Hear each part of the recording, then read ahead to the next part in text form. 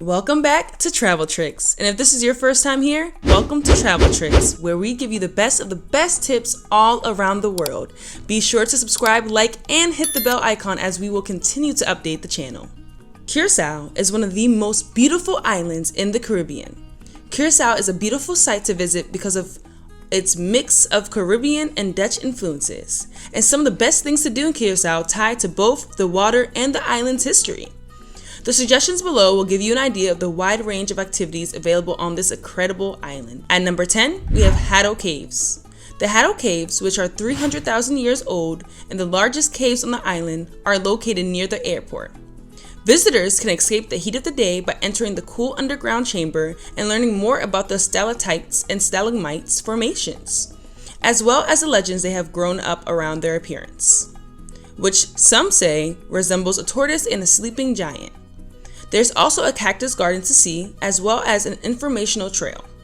Just a short drive from the Hato Caves, the Cura Hulanda village and spa boast wonderfully restored colonial structures. At number 9, we have Cristofel National Park. Cristofel National Park was established in 1978 when 3 plantations at Curaçao's northern point united. Barn owls, the uncommon and endangered Curacao white-tailed deer, and 450 varieties of plants, including wild orchids, may all be found in the park. While a gorgeous drive through Curaçao's largest national park is possible, the best way to explore Cristofel's harsh nature is by hiking or mountain biking. The view from the top of Cristofel's mountain, according to visitors, is memorable. You can climb to the top and back in 2 to 3 hours, but due to the high temperatures and lack of cover, guests are not permitted to begin their journey after 10 a.m., so arrive early. Previous visitors recommended bringing at least 2 bottles of water and comfortable shoes, as the terrain becomes more rugged as you get closer to the summit. The park also offers safaris, a guided trip up the mountain, bird and deer watching activities, and seasonal events aimed at families, in addition to 2 driving and 8 hiking routes. The Savonnet Museum is a good place to go if you want to learn more about the park's history.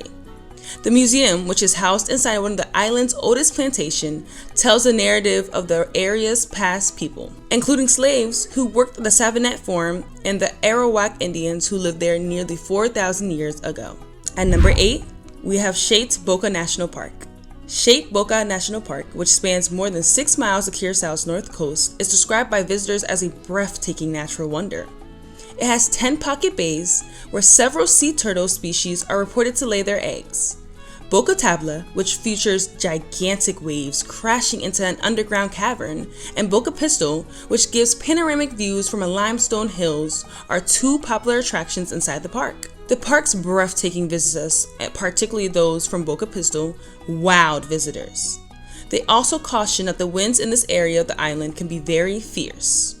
According to previous visitors, the park, which is located immediately north of Cristofel Park, is easiest accessed by automobile.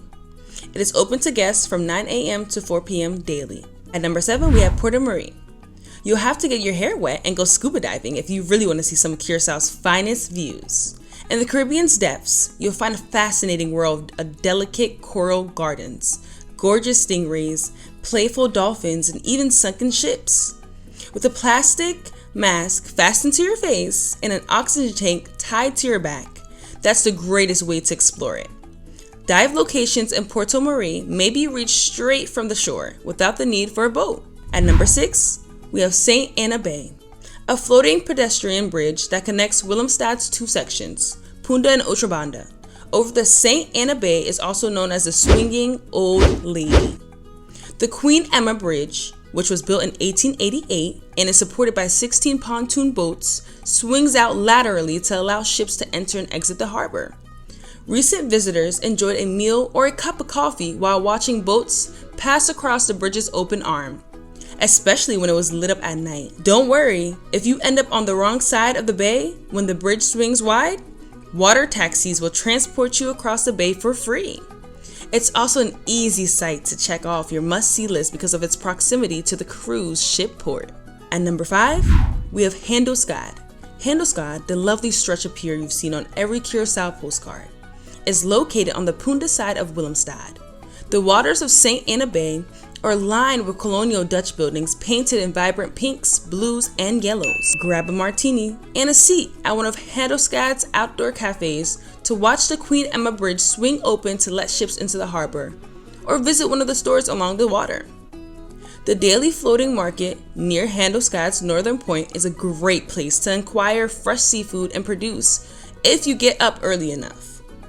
You can also walk across the bridge at night to admire the illuminated facades of Handelscad and their reflections glinting in the bay. Regardless of when you visit, you will definitely want to take a picture or two. At number 4, we have Cura Hollanda Museum. The Cura Hollanda Museum, housed in the home of 19th century merchant and slave owner, depicts the history of the African slave trade in Curacao. This museum goes into this terrible era in Curacao's past with a careful hand, using 18th century relics and scale models to create its tale. The museum has a pre-Columbian gold, Mesopotamian antiques, and Antillean art collections, as well as the exhibition about the transatlantic slave trade. Despite the gruesome subject matter, many visitors enthusiastically encourage a visit to this museum. Number 3, we have CAS Abao Beach. Tourists and locals prefer Abao Beach, and it's easy to understand why. The white sand beach is sheltered by enormous palm umbrellas and flanked by cliffs and lush foliage.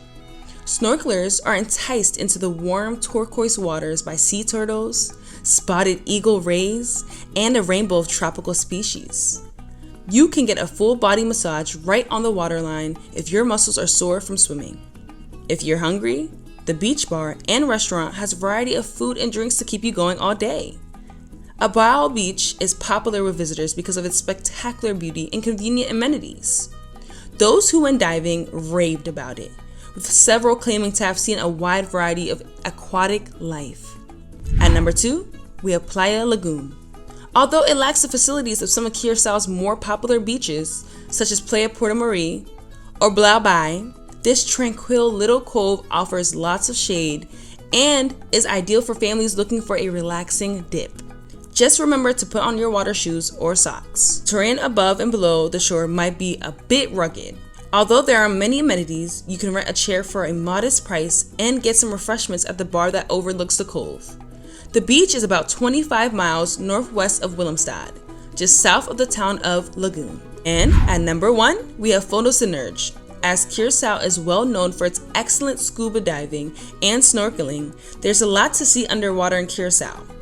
From plane wreckage to Hell's Corner to the mushroom forests, brain corals, tube sponges, schooling jacks, lobsters, green morays, barracudas, and sea turtles are among the marine and coral species to be found. You may take advantage of their stay and dive packages if you stay at the Scuba Lodge Boutique Hotel and Ocean Suites in Willemstad. And that is all, Travel Tricksters. Comment down below and let us know where you're going to attend to when you go to Curacao.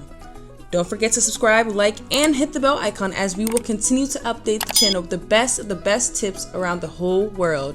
See you later.